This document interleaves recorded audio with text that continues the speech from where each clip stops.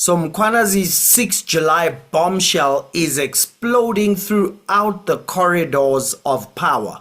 In this video, I'm going to show you the latest from the Ad Hoc Committee grilling of General Sibiya. Then I'm going to show you how there's some explosions around President Ramaphosa and Maumela. Then I'm going to show you the explosions that have just taken place at the Madlanga Commission. And if you stay with me right up until my biblical reaction, I think you'll see that there's a shift in the right direction because we keep saying, South Africa will prosper. You ready? Okay, good. Press like, let's go. So, yesterday, General Sibiya was in the Ad Hoc Committee Q&A. How it went is he'd be asked a question and he'd go around in circles. He did that for 12 hours. 12 hours, over 12 hours later, Nduli put it to a stop. This is how it went down. Now, coming back to the response you provided to Honorable President, you said that Mkhwanazi was well funded, or Mkhwanazi is well funded to profile him. So who is funding him? And for what purpose is he being profiled? Well, all I know is that, let's say, for instance, Chris Excel, the one who said they are collecting money to thank him and buy him a cow or cows, the one that he said is going to donate to those children whose parents, police or parents, died in the line of duty. And he said he's going to give the money to that, to donate the money there. But let us look at this. You go on TikTok, you go on Instagram, Twitter, everywhere. It's General Mkhwanazi. It's only one person. You will never find any other provincial commissioner doing that throughout the country because they are not supposed to do it. It's only him who can do it.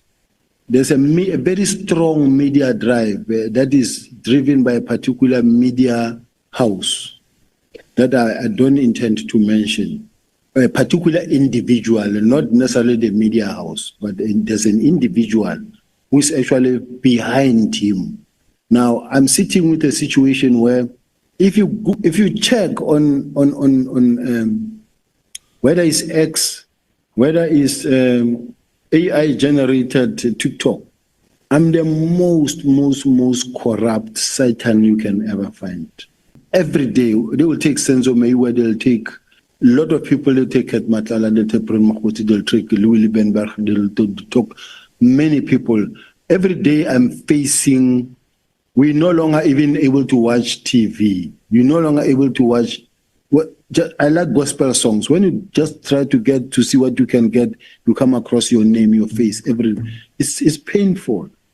And just to make sure that my name is so messed up, so much so that I'm worthless. No, I cannot be considered for anything anyway. Yeah. It's not fair. Just hold on, General. Chair, I'm going to have to raise this matter with you. I made an observation throughout the answering questions that the general has a habit of steering off away from a question. And when he does that, more time is wasted and we end up not finishing our questions. The question here, you told us that Mkhwanazi is well funded. My question was, who is funding him for what purpose? Now, you are going off and telling me about how your own reputation is being damaged in the public domain. I mean, quite frankly and honestly, that has nothing to do with my question. We can deal with that issue if you want us to deal with it, but at the moment I'm asking the question. You are saying to us, Mkhwanazi is well funded. Now, Mkhwanazi has said many things here in the Republic and in this committee. If he's well funded and you know, and it may very well be that it's because of his funding that he's saying the things that he has done. We're entitled to know that. Because if you can't explain what you mean by him being well funded, then we would rather have to agree that that statement really does not hold in terms of facts. I will for now, Chair, agree that because I'm not in a position to put facts on the table that says it's funded by so and so. All I know is what I heard him saying that he's been given an amount of money or a donation. But he said he's going to donate the money to the children that have lost their parents. But I cannot hear where I'm sitting say it's funded by so and so. Okay. And from then on, the circles we were watching for 12 hours shattered. And everyone who came after that had him literally exposed his whole testimony of the last 12 hours as contradictory. Then the chairperson did the most wonderful summary, the whole 12 hours that have passed, and captured his whole testimony like this. General, I want to end off by saying you're judged by the company you keep. These meetings and breakfasts with the Brown Mkhwanazi in the calls, Kat Matlala, etc. Is Afrikaans saying that says, meng jou met die semels en vreet die varke jou op. Die varke gaan vir jou opvreet. Thanks, Chair.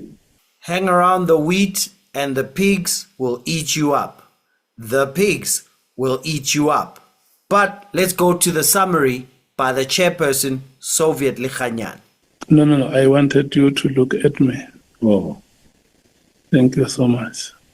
In you say 2015 or 16, you were charged and dismissed from the police service was because you have led the arrest of Brigadier Mkhwanazi. Richard included the Divisional Commissioner of Crime Intelligence. That's what led to your expulsion to your understanding. That's correct. So you have been a victim. Yes, Chair. So in your understanding is that you have fired where vultures were perched, and you became a victim for that. Yes, Chair. Thereafter, you went to work at the city of Johannesburg. That's correct, Chair. And then there were investigations that you were also doing there. That's correct, Chair. And you were later investigated yourself. Yes. And in your own understanding or interpretation is that those who were trying to investigate you were trying to shield themselves from investigation. Yes, because I was cleared. Those who led the charges against you. Yes, because myself I was cleared. And now you are back in the South African Police Service as one of the longest serving, most experienced and competent police officer. That's correct, Chair. And there are people who, in your own understanding or from your own reading of developments, want to scupper your upward mobility. And then they sit somewhere, carefully put a plot well calculated, and then run a smear campaign against you. Is that so? That's my feeling, Chair. That's your greatest feeling. Yes. And then in the process, you are alerted that you must know that there are people behind you, they are hounding you. And when you get that report, you look around and the later developments come to confirm that indeed what Mr. Mkhwanazi told me that I'm being hounded is happening. That's correct, Chair. So the presentation that you make here is that the reasons why these things happen is because there is a plot to stop you or even oust you from the police service. Is that so? That is correct, Chair, because you can also follow it up to the IG level, because I reported these things, even to the deputy ministers. So what victimizes you? Why are you a victim of your own abilities? Are you a victim of your own successes? Because it's like wherever you are, this victim thing follows you? I think Is it a curse, or what? Can we organize with your ancestors and do? I'm trying to do that, Chair. Why are you always a victim in your own understanding? Ooh, drop mic. And then the evidence leader, who was so sweet, acting all sleepy, on his side, egging him on, like, he's quite a guy, hey, this Brown Mkhwanazi, he ate your breakfast for nothing. All of a sudden, after everyone finally gives the closing questions. Can we agree that the proposed or intended closure or termination of the PKTT never happened, so that objective was never achieved?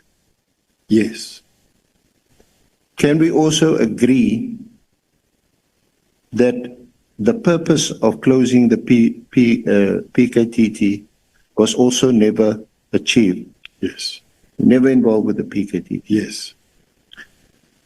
We know, again, on the facts, that the dockets, you ordered the dockets to be brought to head office.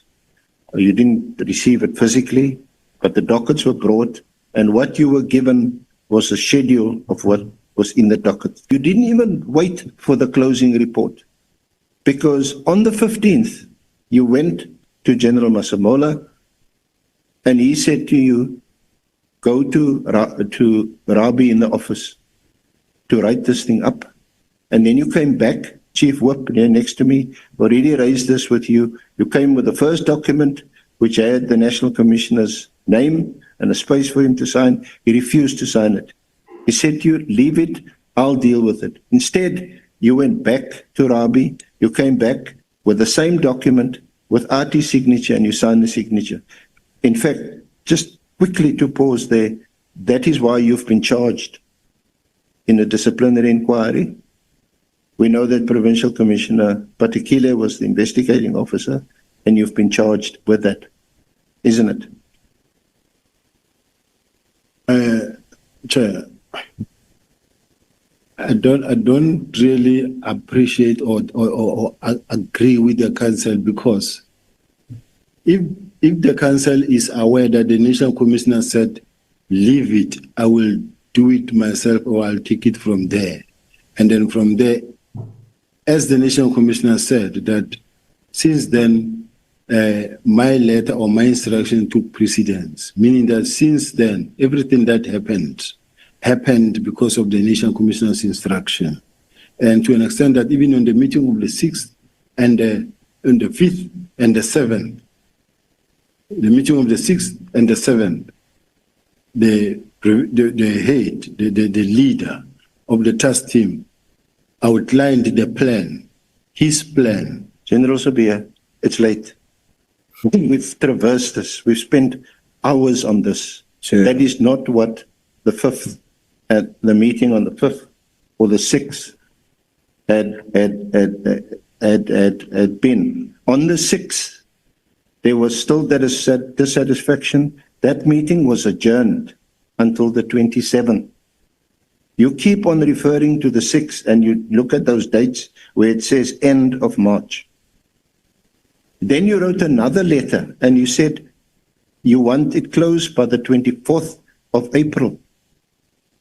That also didn't happen, because the only thing that happened on the 24th was Kumalo brought you the 3 other Eastern Cape dockets.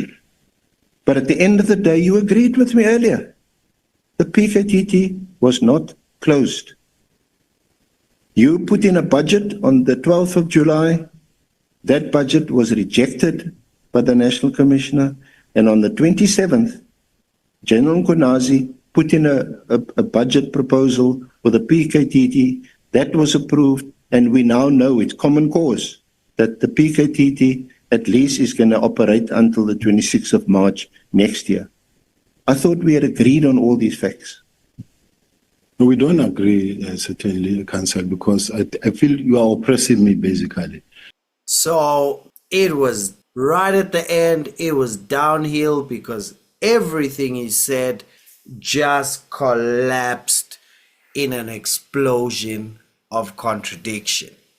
Speaking of contradiction, President Cyril Ramaphosa says, I don't know Morgan Maumela in Parliament. Well, as you know that a few days ago, the SIU raided Morgan Hangwani Maumela's house, took a whole bunch of assets from his mansion in Sandhurst. What happens next? 24 hours later, a video surfaces of President Cyril Ramaphosa right there at the gate of Hangwani Maumela's house, and there they are taking pictures in front of Hangwani Maumela's house. The next day, the presidency spokesperson comes out saying, I don't know the guy. The president maintains that he has no personal relationship with Maumela. He is not related to him, except he was once married to his aunt many years ago. And so we do note the ongoing desperate attempt from some quarters of the media and others on social media to continue perpetuating this falsehood and seeking to link the president to this gentleman. So not only is Maumela the Tembisa hospital heist kingpin, allegedly, not only is he Ramaphosa's nephew, but he's also a neighbor and he's taken a picture in front of the house. But this is not under oath. So he says, I don't know Maumela, but guess what? The next day he's at the NCOP, words matter more there. And what does President Ramaphosa do 24 hours later? And when I said to Honorable Steenhuisen in 2022, when he asked whether I knew him, I said I did not know him because I had never encountered him, I had never seen him, and that was gospel true. Now, later in 2023, as I was walking in the street in my neighborhood, I walked past a house. I was walking in a street where I usually walk, and even this morning, coming here, my convoy drives past that house. As we were walking past a house which I saw in construction for quite a while, and I kept asking, whose house is this? It is a massive house. And I wanted to know whose house it is, and I never got the information. So walking there, a car comes past, and I always mispronounce this person's name, Tibo Touch or something like that. He gets out of the car with another gentleman. He wants to talk to me, to photograph and all that. So we stop. And now we are against the wall of this massive house. So there was this brouhaha that, yes, I visit his home on a regular basis and so forth. I can say I walk past that house when I go on my walks. Now, in 2024, so it should be known, because Mr. Magwenya only focused on this photograph.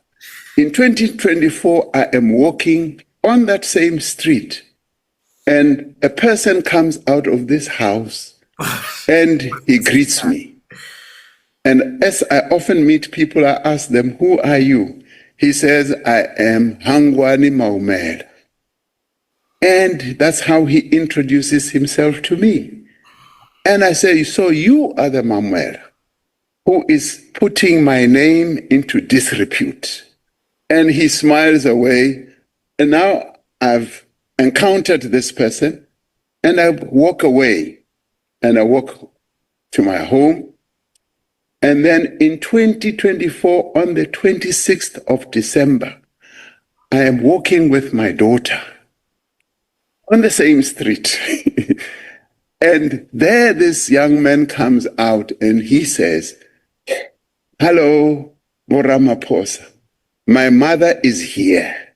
Can you say hello to her? And I say, who is she? He says, it's Hangwani Maumela. Now, when I was at school in Papuli High School with my then wife, Hope Mudau. Her brother was also there. And later I got to know that this Mboneni and this, my wife's brother, my former wife's brother, they hooked up. And as they hooked up, they had a child. And this is now Hangwani Maumela, whom I did not know. But I know his mother because we were at school together. Did President just say hooked up? Okay, so that's blowing up. But not only that, all flowing from Mkhwanazi's bombshell, the Madlanga Commission decided that they will continue testimony, but it will be continued by Mr. X. Mr. X exposed crime superstar Mr. Rafadi, who is all over the media talking about busting crime, but texts between him and Mr. Matlala. On 3 January 2025, Mr. Rafadi appears to be offering mobile numbers for sale to Mr. Matlala. 29 December is a picture of a media interview that Mr. Rafadi did on Newsroom Africa, where he says, "I spoke well of our friend." That's followed by 3 numbers, which he says are for sale. "I'll buy when money comes in. Send me link, please." Mr. Rafadi requests financial assistance for registering for a PhD. In response, Mr. Matlala makes a payment to Rafadi's company, BizTraces, for 20,000 rand. The chat is followed by what seems to be a screen grab between somebody at a place called Robert Kennedy College and Mr. Rafadi regarding registration for a PhD. And then on 15 January, Mr. Rafadi requests petrol, and you see it in the screenshot below, paragraph 73. On 15 January, Mr. Rafadi says, "Copper petrol." On 31 January 25, Mr. Rafadi sends a message to Mr. Matlala saying, "Any spare car I can use, ? Please." On 17 March, Mr. Rafadi sends account details for his business, and you'll see in the chat the account details, and the account holder is reflected as the director, BizTraces. So Mr. Rafadi, who is a popular commentator on crime on SABC and Newsroom Africa, is in deep contact with Matlala according to the texts that were shown as evidence. Other popular names show up. Also, the evidence shows texts between Kat Matlala's phone and another policeman by the name of Snawani or something, including buying of properties and things like that. So it is just all blowing up everywhere. My biblical reaction. And he changes the times and the seasons. He removes kings and raises up kings. He gives wisdom to the wise and knowledge to those who have understanding. This Mkhwanazi bombshell has created a shift that cannot be reversed in South Africa. There is a shift of power. There is a shift of whatever held up the last power structure, because too much is being exposed. We've heard of corruption before, but we haven't seen someone who's had about 18 cases, most of them thrown out, going from murder to very hectic things, being directly linked to top cops. And Matlala is linked to Hangwani Maumela's company. Coincidentally, the president happens to somehow connect with and don't know him, but oh, I did see him. But oh no, I've only seen him after it's come up on video that I'm taking pictures in his gate, and I know his mom, I know his dad. But hey, it's just all odd coincidences. And Sibiya, what happened at the Ad Hoc, it was brutal. What's happening at the commission is so brutal. There's a change of time and change of season. Kings are being removed and new kings are being raised up. Wisdom is coming to the wise and knowledge to those who have understanding. And the corruption of the Marxist doctrine is being exposed for what it is. You will realize as people are being exposed, what do they all have in common? They are big proponents of Marxist doctrine. And I said there were some red flags. In this video here, we go to Ad Hoc Committee, most important days when Sibiya's there. Julius Malema is also not there. For me, unless I hear something in the next few days, that's my final red flag. For me, there's a change of kings, it's a change of time, it's a change of season. But fear not, because South Africa will prosper. No man can serve two masters. Either you love the one or hate the other, or you'll despise the one and honor the other. You cannot serve God and Karl Marx. Look at how all the Marxists are being exposed right now. The people who replace right and wrong with black and white, who replace good and bad with apartheid or not, who replace future vision with past obsession. You can't serve both. So let's make history together. Cheers.